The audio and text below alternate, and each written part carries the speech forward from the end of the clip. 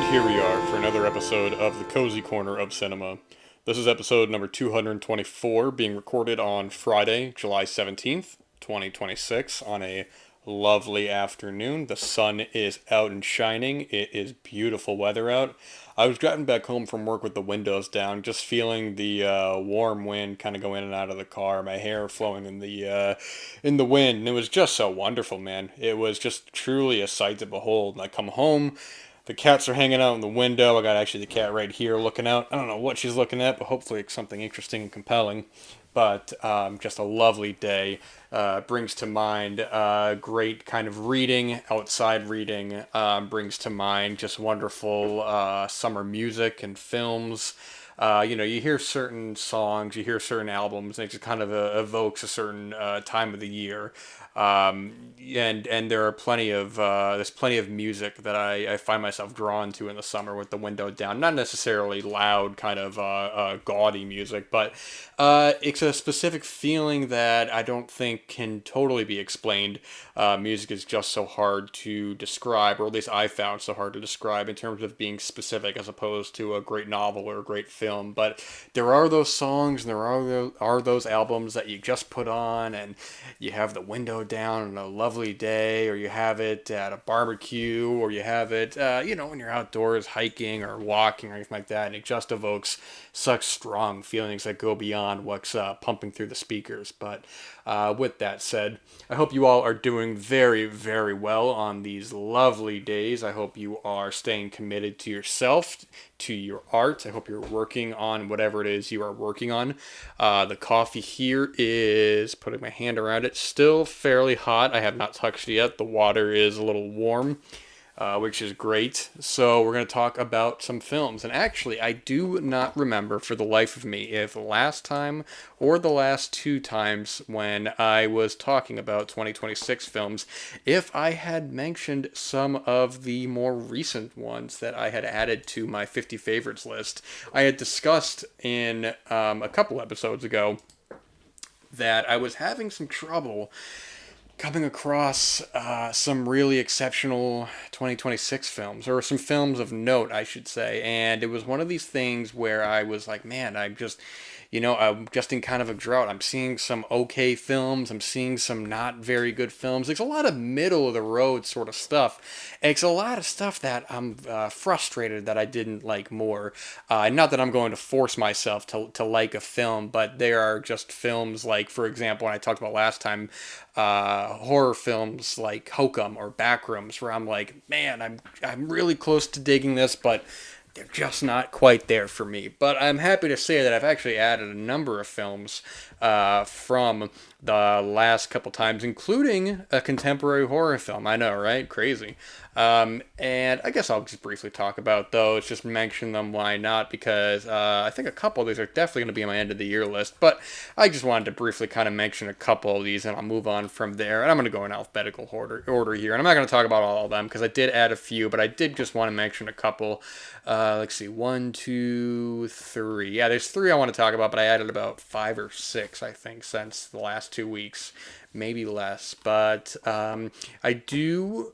let's see here. I want to talk about one of my favorite filmmakers, one of my favorite comedic filmmakers, David Wayne.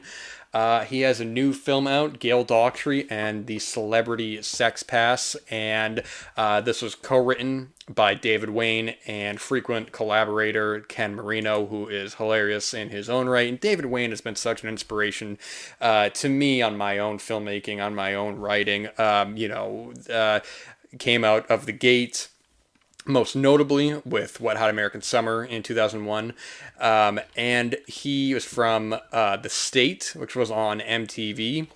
And I know him. I say came out of the gate, but he was doing work for a decade before, and I should say his feature film debut was Wet Hot American Summer, which is celebrating its 25th anniversary this year. And I know that because I saw a listing that it will be coming back to theaters, so I will definitely be making a point to see that theatrically. I'm a big fan of Wet Hot American Summer, and I even liked the show he did, the first show, First Day at Camp on Netflix, which was 8 episodes, was very, very funny. And then a couple years after that, they did another one 10 years later, which wasn't as funny, but still enjoyable in its own right. But anyways, he has quite a number of films that I really enjoy. But his show that he did with Michael Showalter and Michael Ian Black, Stella, has had such a big impact on me, on my writing, on my filmmaking, on my own comedies that I've made.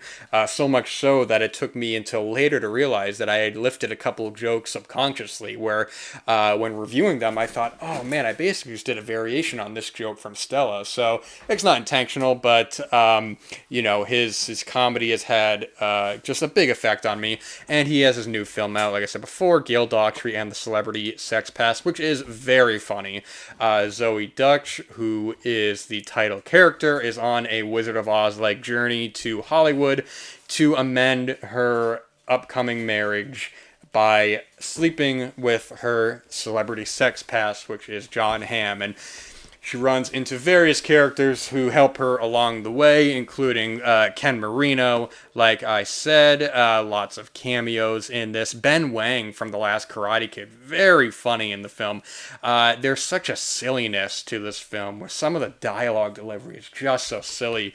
Ben Wang talks about how his mommy's going to get mad at him, and just the way he delivers it with this sincerity is just so funny.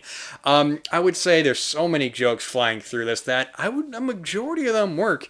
I should also say Fred Melamed is very funny as the mailman, has a bizarre introduction where he talks about how he is a mailman, and it's just so silly. Tricky to recommend. Comedies are just so tricky to recommend. But I would say if you're already a fan of David Wayne, if you're a fan of even some of his other films, They Came Together, which I think is very funny as well. And even some of the ones I'm not as crazy about, like Wanderlust, has a lot of really funny parts in it. Like I was saying before, Ken Marino in that just steals the show as an arrogant, I don't even remember what he did exactly, but he hires Paul Rudd's character and then is just berating him, and it's just so funny. But very funny film. Just the absurdity of it all, the very, very goofy dialogue and situations just made me smile repeatedly and made me laugh repeatedly. So switching tones from there to darker films, we're going to go with a film that I knew nothing about, but I am happy that I took a chance on it, because it is just such a fascinating film that, as I have already seen, garnered such a wide range, I should say, of reactions. I believe this is a directorial debut from Georgia Bernstein, who wrote and directed this film, Night Nurse. This is a thriller drama, and it is a film where I would recommend going into it without any real idea, because right from the opening scene, the dialogue makes you go, what are we doing here? What is going on? And we have a very strange relationship taking place in this retirement home, where we have this character, and I'm not going to give away much of it, Eleni, played by Kemre Paksoy, who is the new night nurse at this retirement home. Although, strangely enough, there are barely any scenes at night, which I thought was very strange. There are a handful, but she seems to be working during the day. Anyways, this relationship that is going on in the nursing home, and this plan that is going on, the less said, the better. Really exceptional directing. I loved the opening credits of that, where we follow this long cord of a telephone as it kind of interweaves on top of this woman's body. And it's listed as partly erotic, and I guess there is that as well. There is definitely a heavy erotic element to it, but unconventionally. It gets dark, and I think for some it will be unsatisfying. And it's funny, when I went to go log this on Letterboxd to see if any of my acquaintances had seen it, the ratings were all over the place. But I thought this was just such an exceptional film.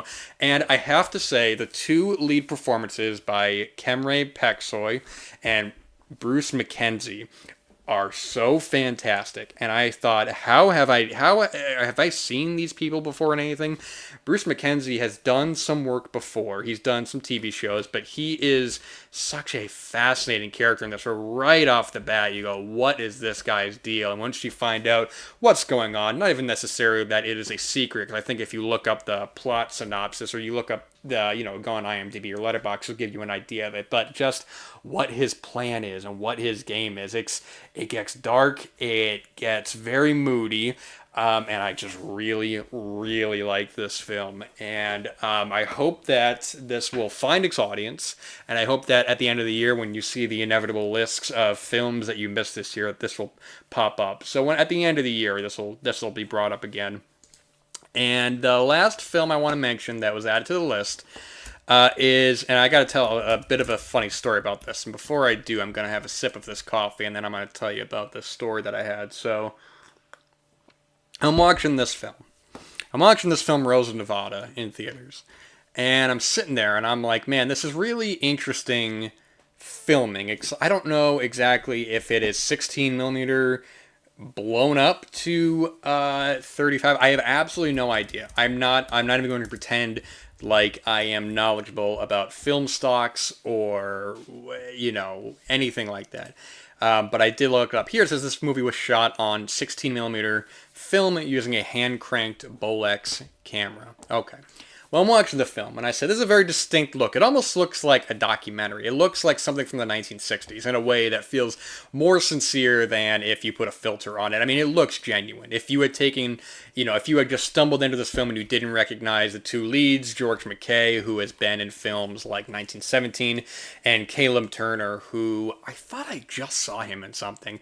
He was in Green Room, but I don't remember him exactly who he was in that.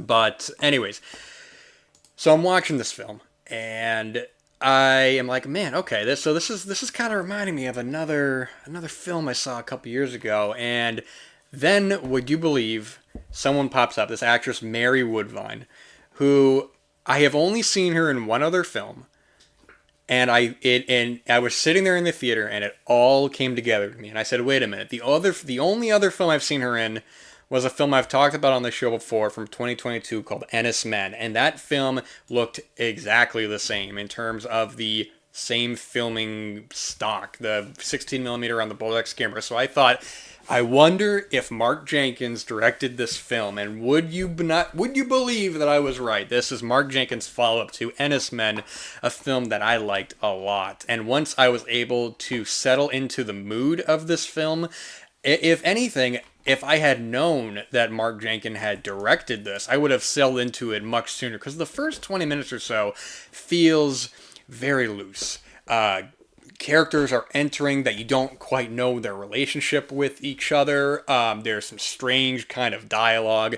It feels incredibly dreamlike in such a specific way that I think a lot of films aren't able to fully capture that feeling, which Ennis Men, I thought, captured very well. That dream-like feeling where it's not even that there's something otherworldly or surreal going on. It's just a certain mood, and it could be anything. It could just be like, you're looking at some flowers that just look off. Something looks off about it. And Mark Jenkins captures that perfectly. But yeah, so anyways, I'm watching this film, and if I had known that he had directed it, I would have settled into it much sooner. But with that said, really, really enjoyed this film. Very loose in terms of the narrative. There is the narrative there involving, again, I don't know if I want to give a lot of it away, because it's not even necessarily that there is a traditional narrative to kind of go through and give away beat per beat, but there is a certain point when we have these two characters, Nick and Liam, played, like I said, by George McKay and Caleb Turner, and they are working on this fishing boat, and they're out with, I forgot the actor. I don't know who the actor is, and I feel just terrible, but he is fantastic in the film. So it's just the three of them, but George McKay and Caleb Turner are younger compared to him, and they're able to kind of bond more and talk more. But then there's a realization at one point, and They don't flat out say it, but I was in the theater and I said, "Oh, this is what's happening," and then they go into it and explain, not even necessarily explain, but George McKay, who feels like closer to the audience perspective of sort of what is going on here, why is this happening, and it gets very surreal in a way that's not showy, which I think is something that Ennis Men did a lot. Which both films have the photography, not just of the 16 millimeter look, but it's something about the photography and this, just the way that certain scenes are handled, the way that time is handled almost non-linear at certain points, where we start to question sort of how long a character has been in this situation,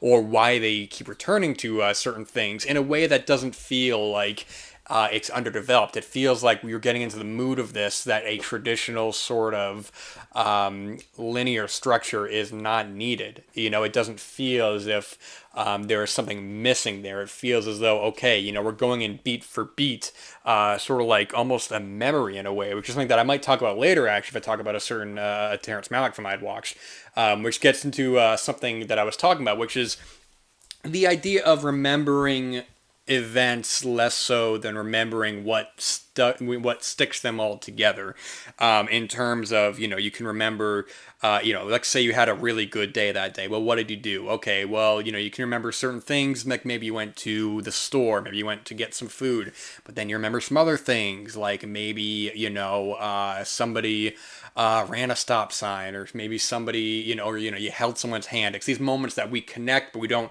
you know, we're not like, oh, I remember getting out of the car and then walking over to someone and then we held hands.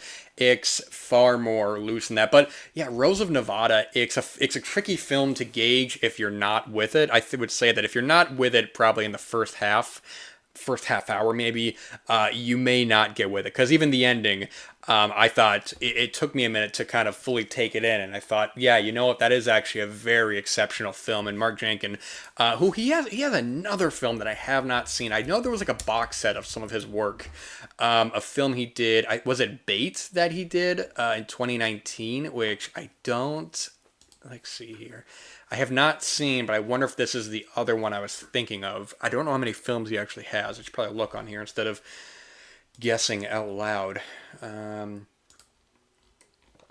Looking on here, I believe it has to be Bait. See a lot of other short films here, but Rose of Nevada, very, very good. Will be on my end of the year list, unquestionably. So some quality films of late. And that's not even everything I've been adding lately. There's a couple other films that I did add that I just, you know, and maybe when I have some more time later, I'll mention them, but I did want to move on to Mr. Brian De Palma. I had recently watched, well, let me say this. I had listened a while ago, and I may have even mentioned on the show, you know, I've been doing this for so many years now, 4 years, then there's a lot of stuff that I don't remember if I've talked about or not, but I was curious because I had listened to the TCM series season podcast about The Devil's Candy, the famous book on the making of the Bonfire, the Vanities, based off this critically acclaimed, controversial novel made into a they say disastrous film. Well, but they don't say. People said there's a disastrous film. I don't think so. But anyways, this was his follow-up to Casualties of War, which I have talked about with Michael J. Fox and Sean Penn. A film that I do actually like a lot, but I don't think did as well as he had intended. It was not the big Vietnam film that perhaps Platoon was. But Bonfire, the Vanities is fascinating because it is a book that I'm really not knowledgeable of. But when I'm watching the film, I can see what it's trying to go for. And especially having the context of the whole production of what was going on, of De Palma's headspace during the making of this film and all the troubles that came along with it, constantly putting out fires in and off the set. It makes for a more appreciated viewing of the film, because as the film is, I mean, smarter people than I have pointed out just where this film goes wrong, and I'm not going to pretend as though I am, you know, I can get into too many specifics. I took no notes with this. I'm going solely off memory, but, you know, right off the bat, the biggest, I would say one of the biggest kind of indicators of things going wrong is the casting. All three leads are incredibly miscast. Tom Hanks trying to play something more serious, which he was able to eventually do. Tom Hanks is a good dramatic actor, but wanting to be taken more seriously, but he just is so clumsy in the role. I'm not saying that that is a poor performance. I'm saying it is a clumsy performance. Melanie Griffith, who was originally going to be played her character by Uma Thurman, which I think may have been a much stronger choice here. Who she had worked with Brian De Palma previously on, was it Body Heat or Body Double? I believe it was. Gosh, I'm trying to remember Body Double. Yes, it was Body Double. Okay. Gosh, my throat's getting a little sore. Hold on, give me a second, guys. Let me get a sip of this coffee here. And Bruce Willis, who was being just difficult on set. There's some clumsy narration by him. It was actually an impressive opening. I don't remember if it was the opening, but it was the beginning. There's a long take that I think is very well done. But the film, it never comes together. It is trying to deal with racial politics, with the class system. It is the law.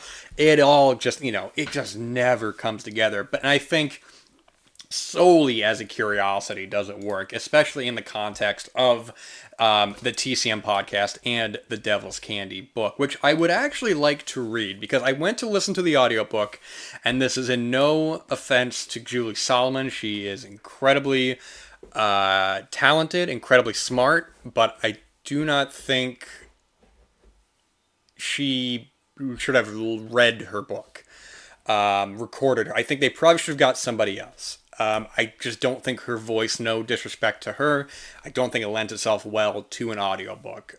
A season of a podcast is one thing, but it was quick to me that I was not going to be able to fully. So instead, I will read it. But I actually went and began to re-listen to that season of the TCM podcast because I enjoyed it so much. And I saw that there is a newer season involving Cleopatra with Richard Harris and oh my gosh, Elizabeth Taylor. That's embarrassing. I'm sorry, Richard Burton. Oh my gosh, it's been a long day, guys. Which I have not seen, but perhaps I will watch after listening to that. But De Palma's career is so interesting after a certain point, and compared to everyone else in the new Hollywood, where I think that there really was a great streak, and then there was just nothing after that. And I really do mean nothing after that. I would say the streak lasted from Greetings in 68 to Casualties of War from 89. And I am not saying that I like all these films. In fact, I have not seen the Fury home movies or Wise Guys, so I cannot comment on those. I'm not saying I like all these films. I am not a big fan of Obsession, and perhaps controversially, I really don't like Body Double. I have seen it once, but I remember being so taken aback by how clumsy that script was. But you look at his films, you look at the trilogy he did with De Niro, the unofficial trilogy of Greetings, Hi Mom, and The Wedding Party. Also, I have not seen Get to Know Your Rabbit, so maybe I could not say a streak if I have not seen all the films. I can't give a definite to anything. But let me just say this: even with me not being a fan of Obsession or Body Double, those are well-regarded films. So it's not even as if they are not critically acclaimed. They are. People enjoy them. That's fine. But I look at just the films, Phantom of the Paradise, which I recently rewatched. I saw theatrically. Holds up totally. Sisters, fantastic. Carrie, one of the strongest King adaptations, of course, which apparently is a new miniseries that Mike Flanagan is doing. Sure, that's the, third or fourth time they've done Carrie now. Dressed to Kill, great. Blowout, his masterpiece, unquestionably his masterpiece, one of the very best films of the 20th century. Scarface is fantastic. The Untouchables, excellent. Casualties of War, excellent. And then from there, I don't think I really care for much after. What does he have after? He has the Bonfire of the Vanities. Total misfire. Works only as a contextual film to that period of time. Raising Cain, 1992. I think a total dud. I remember the first time I saw it, I actually liked it quite a bit. I watched it again, didn't work at all the second time. I just think that is such a um, strange in a poor way film. Some of the decisions made. Carlito's Way, never cared for. Mission Impossible, okay, that's fine. Snake Eyes is a mess. Femme Fatale is a mess. I haven't seen The Black Dahlia. Well, apparently it's not very good. Passion is bizarre in a bad way. I really don't like that film, and then I have not seen Domino. So maybe it's not. I shall say Mission to Mars because I have not seen. Maybe it's not correct for me to make this sort of overarching opinion on his filmography. Although I am of the mindset that I look at a director's filmography by the whole and not the consistency. So it does not matter if there are long stretches of his filmography I don't like. The man made Blowout. He made Carrie. He is fine. It's the same way where people talk about a band's newer album is it's just not as good as their older stuff. Well, the way I look at it, if you make Ride the Lightning, if you make Born to Run, you kind of have a permanent pass to do whatever you want because not a lot of bands can make an album like that. And I've talked about, with Coppola the same way. That if he makes anything great, or even good, if he makes something good, that's fine. Or let's push it to someone like George Romero. George Romero, you want to talk about a streak of films? Let's talk about his streak of films. I mean, people want to talk about his newer stuff. Yes, his newer stuff is not good. In fact, it's really bad. But if you just look at the streak that he had from Night of the Living Dead in 1968. My voice is starting to crack here. Let me get a sip of this water. Bear with me for just a second. From 1968, Night of the Living Dead, all the way up to, let's say, I'll even extend it to 1990. How about that? Why not? To Two Evil Eyes. So let's just look here. Let's look at this filmography. 1968, Night of the Living Dead, masterpiece. 1971. This is listed as The Affair, but it goes by a couple different titles. I know it by There's Always Vanilla. Fascinating follow-up to Night of the Living Dead. The fact that Romero followed it up with this interesting sort of complex, sort of feminist-led story is really cool. Season of the Witch, 1972. Very good. The Crazies, 1973. Great. The Amusement Park, 1975. I guess might be a short film technically because it's about 40 minutes, but very good as well. 1977, Martin, great. 1978, excuse me.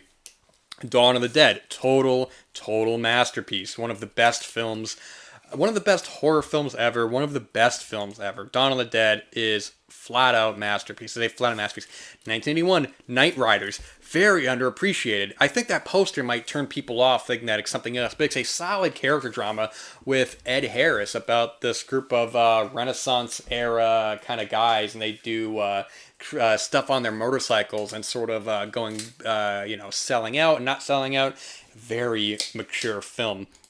Creepshow, 1982, fantastic. Day of the Dead, 1985. A lot of people say this is their favorite of the Dead trilogy. I have acquaintances who say that it is their favorite. It is not my favorite, but it is fantastic as well. Monkey Shines. Now, admittedly, I have not seen Monkey Shines in quite a bit, so maybe I shouldn't say I like it because I do not remember. But I did meet Romero, and I did have him sign my Monkey Shines Blu-ray, so as to not have him sign Dawn of the Dead for the 1000th time. But in retrospect, maybe I should have mentioned There's Always Vanilla. And then Two Evil Eyes, which is an anthology. Well, it's not even an anthology. It's two stories. One by Dario Argento and one by Romero. Which I remember thinking is pretty good. And then after that, I don't care. I do not care. I have not seen The Dark Half, although I do have it on Blu-ray. I don't care if it's good or bad. Everything else, okay, Bruiser I also have, funnily enough, and I have not seen. Land of the Dead is bad. Diary of the Dead is unquestionably his worst film. It is just terrible. And Survival of the Dead is just so average. It's just so mediocre. But boy, oh boy, what a filmography to have right there. Will bring us to the end of this episode of the Cozy Corner of Cinema. Thank you all so much for watching, or for listening, I should say. It is a beautiful day outside. Take advantage of it. Work on your craft. Work on your art. Watch plenty of good films, and I will be back next time. So all the best and take care.